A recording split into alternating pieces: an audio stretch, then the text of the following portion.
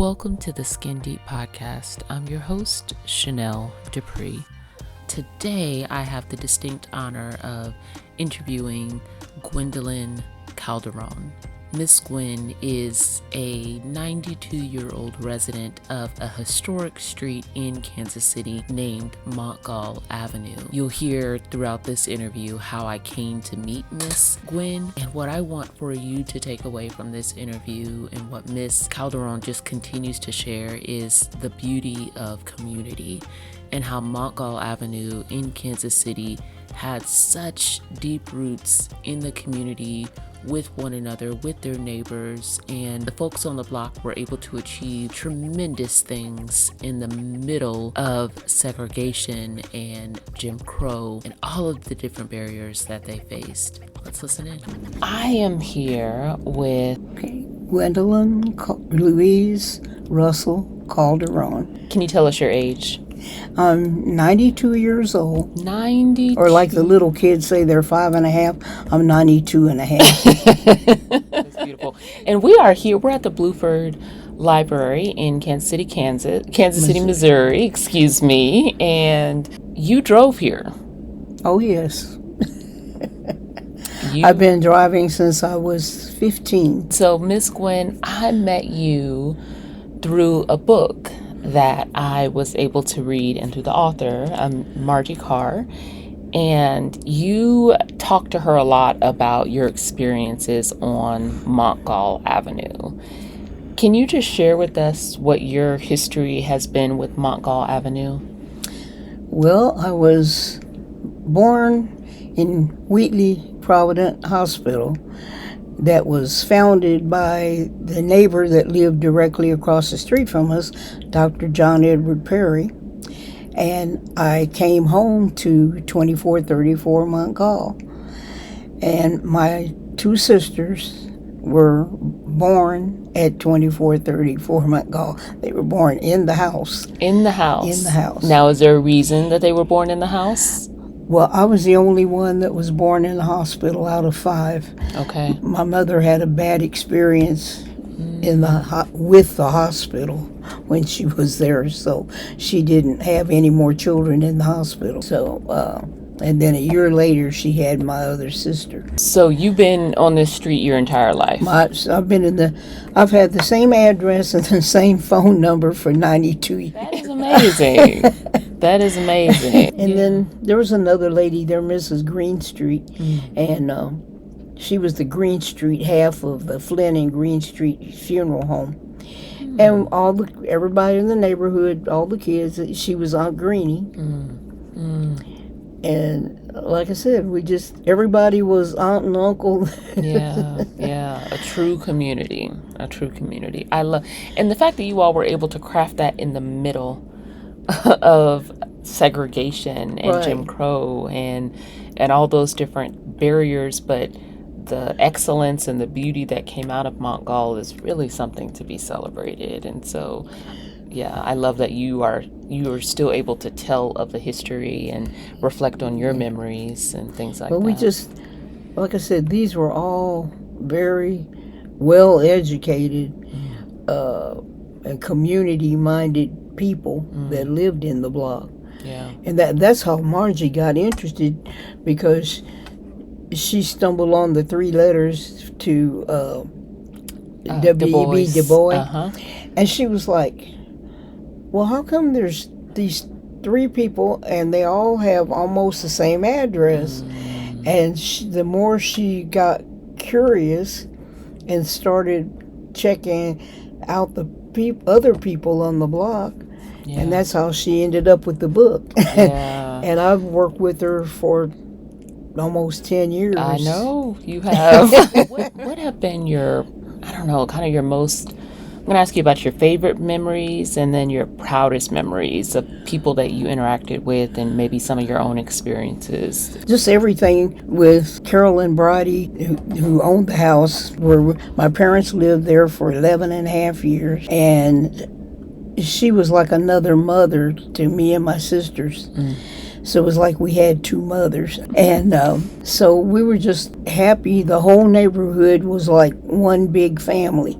And we never, ever had any two neighbors have a dispute or falling out or anything. Everybody got along, and if anybody needed help with anything, and don't let anybody get sick, because they'll have 4 or 5 dinners. Wow.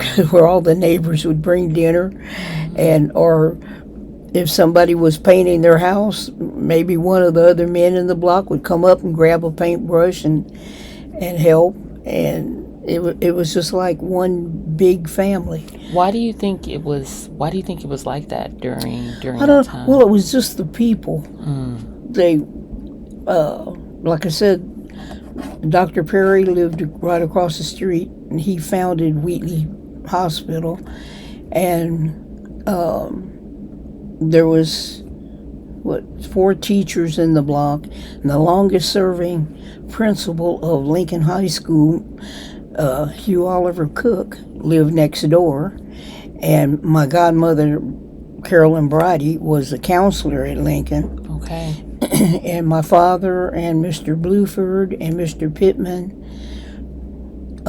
all taught at, old Lincoln, and then after they built the new school, it was R.T. Cole's junior and vocational school. And then there was another lady that was a 4th grade teacher, elementary school teacher. And then there was a pharmacist that owned a drugstore, and there was, about 4 men that worked for railroads. And I want to highlight that these are all black folks. And these were all black folks. That was another thing. The story is that Mr. Cook came to Kansas City to teach, and he was looking for a house to buy, and he bought the house at 2436. But it was a largely Jewish neighborhood at that time, and they didn't realize that he was a black man because of the way he looked. And it wasn't until his wife and 2 sons came, they realized they'd sold it to a black man. They said, "Uh-oh." So they supposedly had a neighborhood meeting and decided they would sell the 2,400 blocks to Negroes. And so that was from 24th Street to what used to be Howard Street. But back in the 50s, I believe it was, the city changed most of the east-west name streets to terraces of the previous street. So Howard became 24th Terrace. Okay. So from 24th to 24th Terrace, and 24th Terrace to 25th. So we were like this little 2-block island. Wow. It was surrounded on all 4 sides. Everyone was white.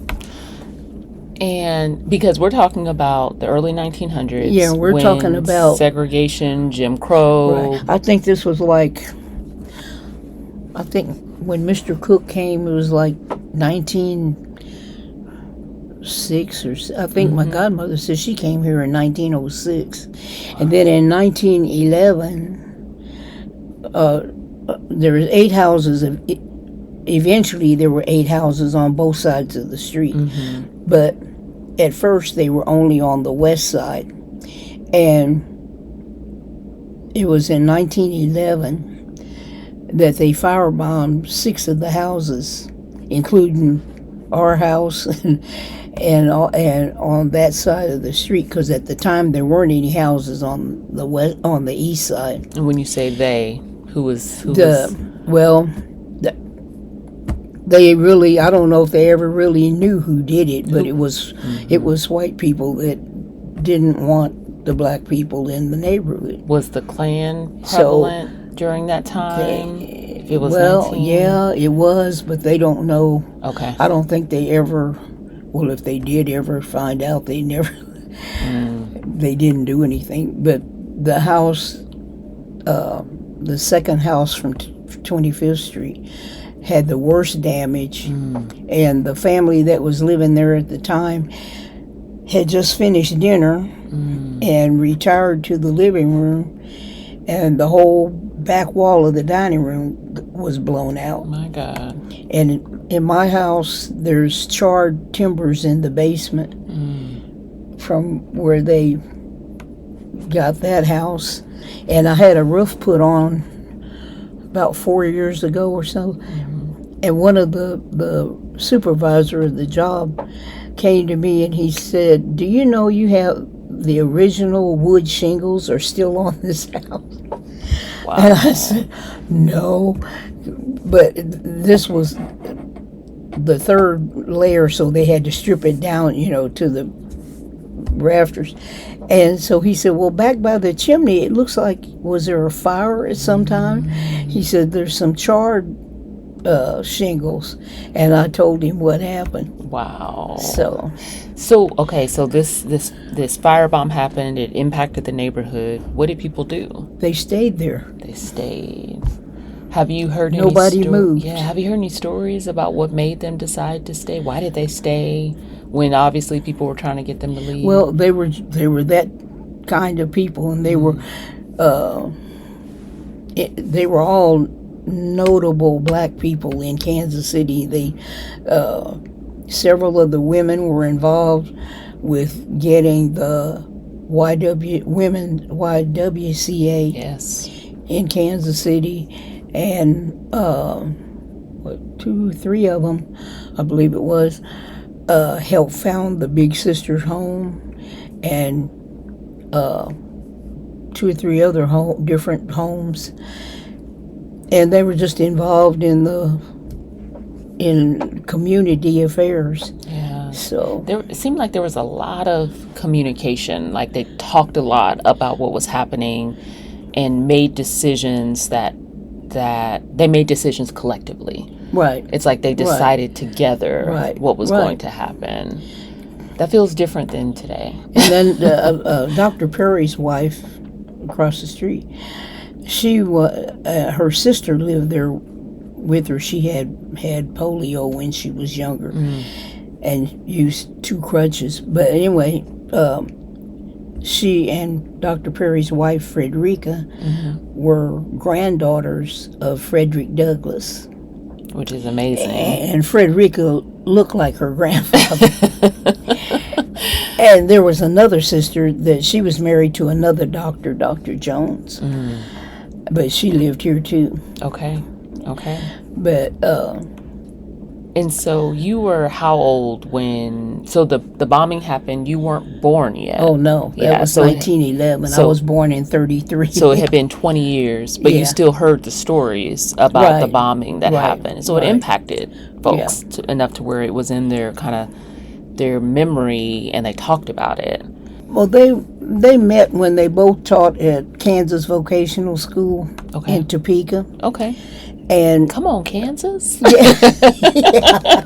well, my father is from Mobile, Alabama. Okay. And my mother she was born in Oskaloosa, Kansas, but she grew up in Winfield, Kansas. Okay. But my dad taught auto mechanics, and my mother taught typing, shorthand, and court reporting. And that's where they met. And when they changed schools for Lincoln and made it a vocational school, Mr. Cook went to Topeka and recruited my father to come here and teach. And until World War II, married women could not teach in the Kansas City school system. Wow. So if you were a teacher and you got married, you lost your job. Wow. And if you were already married, you couldn't get a teaching job. So my mother became just a housewife. So anyway, when they moved in with Carol and Bridie, mother just stayed home and took care of the house. Okay. And like I said, Bridie was a counselor at Lincoln, so she and Daddy were at school all day, and so she just took care of the house, and so they cooked dinner together. Mother would start dinner, and then when Bridie would get home, she would add to it. And we ate together, and we were just like one big family. And people actually thought we were kin to her. But you weren't. So, But okay. we weren't. He went to Topeka, I wonder how he heard about your father, like how he even knew to go to Topeka to find him. I don't know how he found out about him. Okay. But he did, so he got him, and your daddy was smooth talking and convinced your mama to come with him. And so they were married. They came to Kansas City, Missouri, and they moved in with Miss Bridie. Right.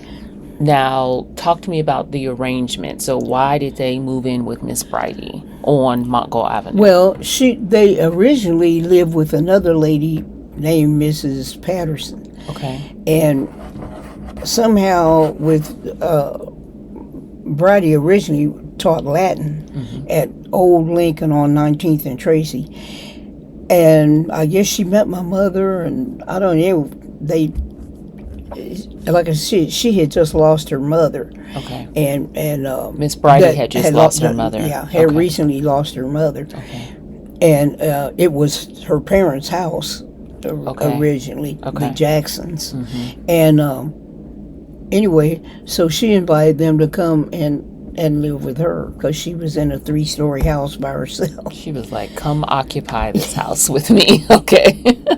So they came and they stayed for how long? 11 and a half years. 11 and a half years. It was either she really wanted them to stay or they really wanted to stay, or it was just a beautiful arrangement. The only reason they moved when they did was, like I said, this teacher had moved to California and decided to sell her house. Okay. And asked my parents if they were interested in buying it, and so they did. Otherwise, they would have, stayed there. Was the house that your parents bought, was that on Montgall Avenue or not? Yeah, it's right on the corner. It's on the east side of the street. Okay. Right on the corner of 25th and Montgall.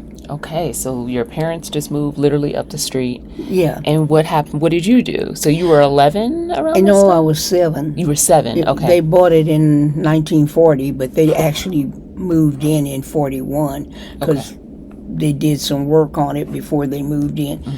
But I didn't want Bridie to be by herself in the house at night by herself. I thought she'd be scared. So what am I going to do at 7 years old? We don't know. But anyway, I would put my night clothes on and call her, and she would turn the porch light on and come to the door, and then one of my parents would have the light on and be at the door, and they would watch me run across the street, and then I would stay there at night. Then the next morning, the street was not one way then, and Bridie would drive me from the house up to the corner, which was like a half a block. And I'd get out and get dressed for school at my folks' house, have breakfast, and then at night it was the same thing.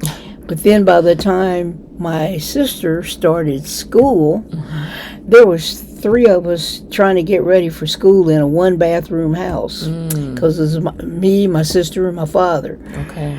So I got smart and I started carrying my clothes for the next day across the street. So one by one, all my clothes got back across the street. You slowly started to move back in with Bridie. Okay. Okay. So I was there, and she passed away in September of 1957. Wow. And she had 3 nieces and 2 sisters, and they were the one niece was in Chicago, but everybody else was on the East Coast. Okay. So they were going to sell the house, and I was 24 years old, and I bought the 3-story house. Wow. And I've been there ever since. And it wasn't a little bungalow. Right. 3 stories. Okay. So what made you decide to buy the house? I just didn't want to leave. Okay. That was home. Yeah, you have been there literally all your life. Okay. So you're still there? Yeah, I'm still there. Okay. Now, what happened to your parents' house? Well, they lived there until they passed away. And they eventually bought the house next door to their house too. Okay. And my youngest sister lived there, and then my youngest brother both lived there at different times. Okay.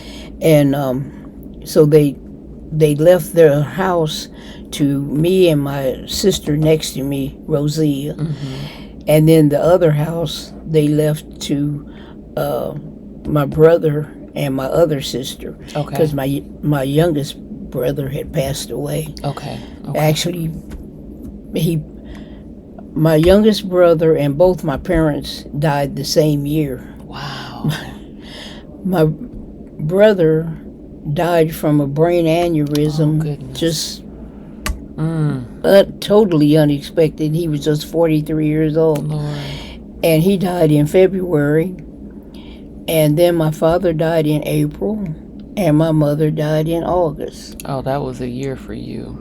What year But we was that? always knew, my sister and I always knew that whichever one of my parents went first, we knew the other one would be right behind them. Why did you think that? They were that close. And Really? if my father had lived 2 more months, they would have been married 61 years. Wow, that is beautiful. That is So beautiful. we just always knew. You know, so you're 24, you have this new house, and I believe I read that you have some accolades of yourself. Like, what, are you interested in fashion at all? Well, I have a piece of paper at home from the Kansas City Art Institute that says I'm a fashion designer Come on. after 4 years. Wow. Well, you were the And I first. actually graduated from high school in 3 years. Really? And so I was 17 in April, and I started at the Art Institute in September. And you were the first African American graduate No, of the Art Institute? there was about 3 or 4. Let's see, Doris Leonard. There's about 4 ahead of me. Okay, so Yeah. you were one of the first. But I was one, yeah. African- At the time I was on there, I think there was just 7 black students. Okay. And so it was new for the school having students of color. Yeah. Yes. And so how was your experience at the Art Institute for 4 years, right? Well, because I was surrounded all my life about school, I just didn't like school. That's why I graduated in 3 years, was to get away from school. Tell us the truth. But then when I got there, I didn't want to leave. Really? It was really nice. I mean, I never had any kind of incident That's beautiful. or anything, and I had friends that, well, we would still be friends except they passed away. Okay. But yeah. So you made some lifelong But, friends at the Art Institute. See your fashion. Did you take pictures of your Yeah, I fashion have some show? pictures Okay. of Of your time. we when you had did that. the fashion department had a fashion show at the end of the year, and that was like almost 50% of our grade. And so we had to make we had history of costume, and it took a period of history starting back with the ancient Greeks even all the way up. Anyway, so we had to make, each week we had to turn in designs. Well, I think it was 2 designs adapting clothing from that period. And then our teachers went through our notebooks and picked out the ones for us to make.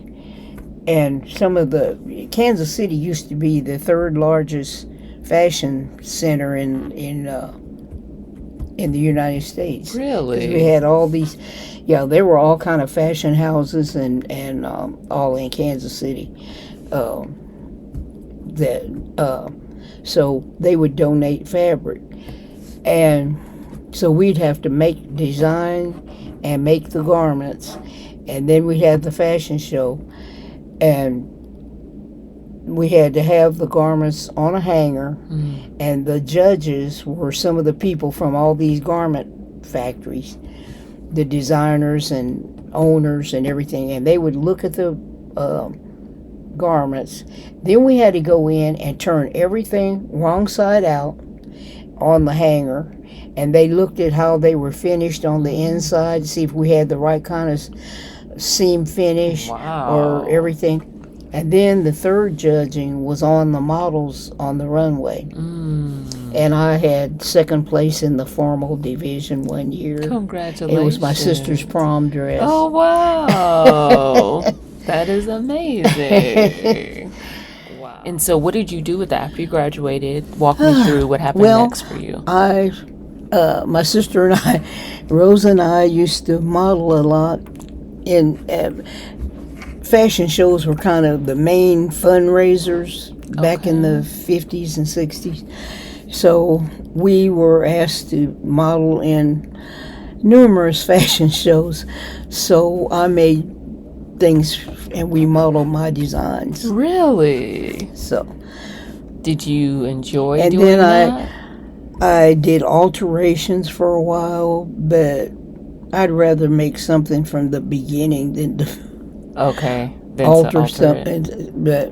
And so then, like I said, I was buying the house and stuff, and they talk about starving artists. And so I had to get a real job. Okay. Now, how long did you do that for, though? How long was that phase of your life? Maybe a couple of years. Maybe not quite a couple of years. Okay. If you are interested in learning more about the family history in America and how the child welfare system was even built, I want to invite you to dive into the online and on-demand Skin Deep, the History of Child Welfare by Race course. Because you're coming from the Skin Deep podcast community, I'll have a special discount code for you in the show notes below. Let's dive deeper on behalf of families.